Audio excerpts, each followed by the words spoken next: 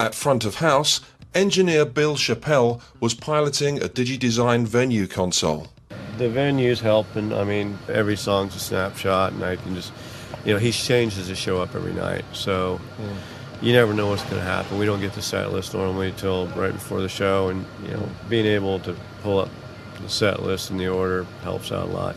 I'm not doing any fader moves. Prince really doesn't want any movement of the faders as little as possible. He likes to have a hands-free mix, kind of. What, so that the dynamics are coming from him and the band? From the band, they emanate there, and I try to do that as much as possible.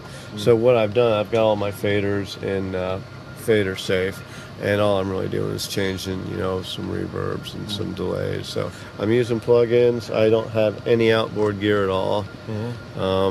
Everything's on board. I'm using the Lakes for just grouping of my matrices and EQ, just because I'm used to using the Lakes. I've used them for years, and the Galileo works good, but it doesn't allow me to group things in certain ways I like doing, and they work great and they sound good. It's just that there's the grouping thing of how I like to be able to mute and unmute things, and I like the Mesa filters in the Lake IOs.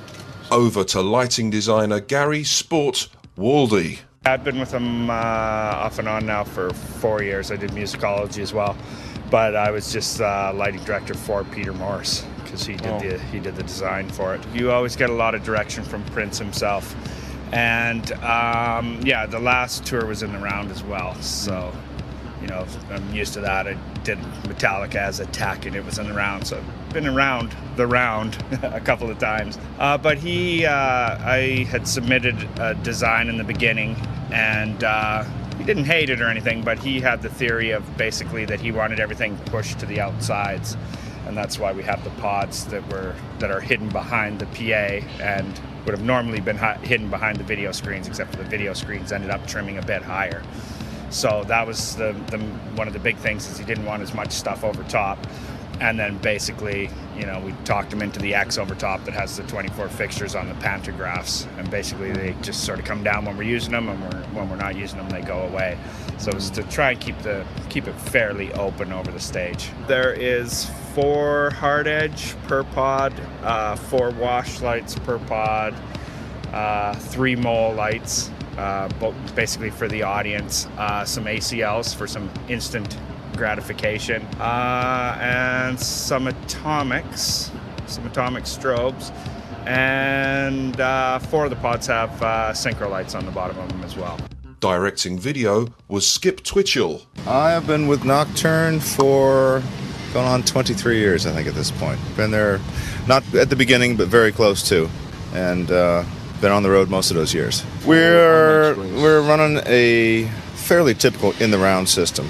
It's much different doing shows in the round than it is doing your normal end stage, where we've got 4 long lenses at the 4 compass points surrounding the stage, and then a variety of fixed and movable POV cameras close in around the stage for little tight shots of the band and whatnot. The main cameras are Ikegami's, Pinnacle i9000 switcher. It's all IMEG. We do a little playback at the beginning of the show just for an introduction. Other than that, it's live. I'm the front row eyes for the top row seats. Finally, a few parting words from Chris Reynolds in appreciation of the O2 Arena. I think it's been a very good learning curve, a steep learning curve for them, and a good experience at the same time. They've established a lot of procedural matters that weren't necessarily strictly in place before. They've learned a lot about converting from one event to another, because they pretty much run the whole gamut of everything so far since we've been in here. And it's been a valuable experience for them, I'm sure. But the building itself has been very good. They're very helpful. They're very, technically speaking, it's well equipped. The roof is good. It's just a good building.